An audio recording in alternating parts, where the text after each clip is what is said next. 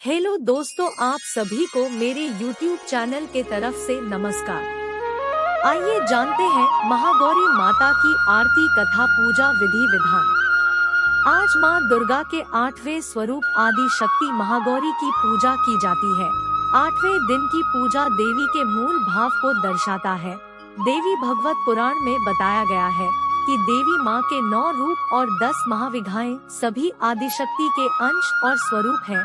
लेकिन भगवान शिव के साथ उनके अर्धांगिनी के रूप में महागौरी सदैव विराजमान रहती है। इनकी शक्ति अमोघ और सद्यः फलदायिनी है।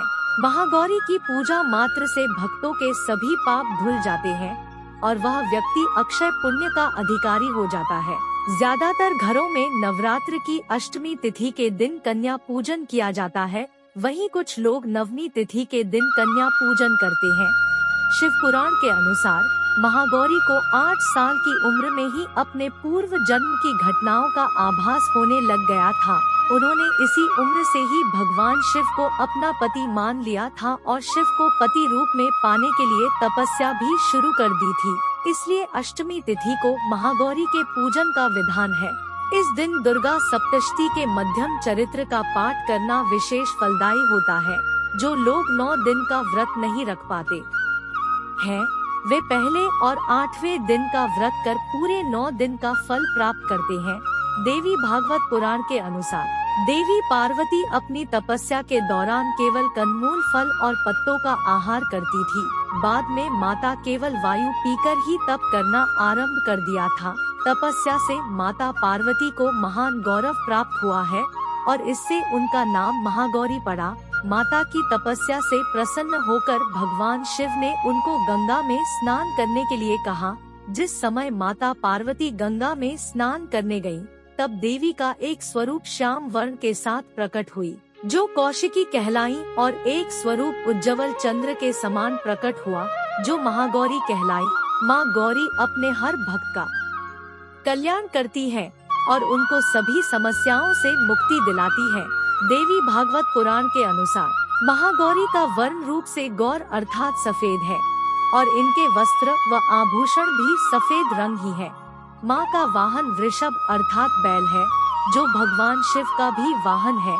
माँ का दाहिना हाथ अभय मुद्रा में है और नीचे वाले हाथ में दुर्गा शक्ति का प्रतीक त्रिशूल है।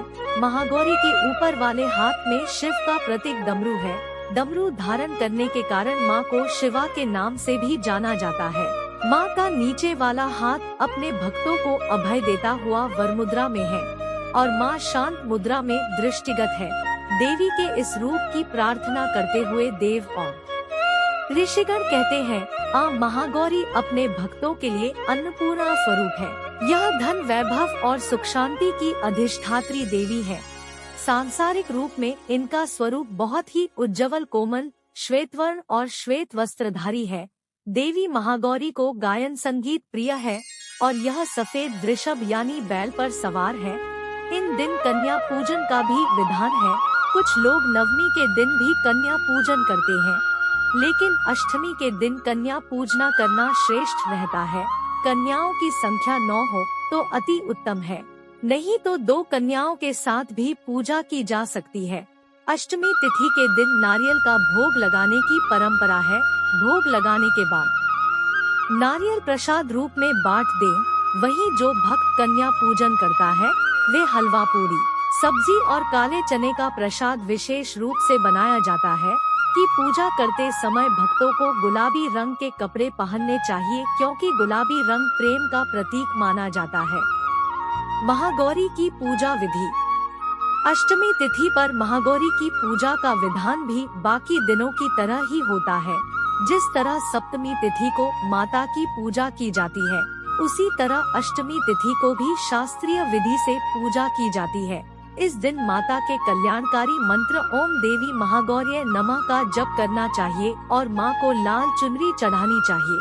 सबसे पहले लकड़ी की चौकी पर लाल कपड़ा बिछाकर महागौरी की मूर्ति या तस्वीर स्थापित करने के बाद महागौरी यंत्र रखकर स्थापना करनी चाहिए। माँ की कांति भक्तों को सौंदर्य प्रदान करने वाली मानी जाती है। हाथ में सफेद फूल लेकर माँ का ध्यान करें और फूल अर्पित करें और विधिवत पूजन करें। महागौरी को रात की रानी के फूल बहुत पसंद है।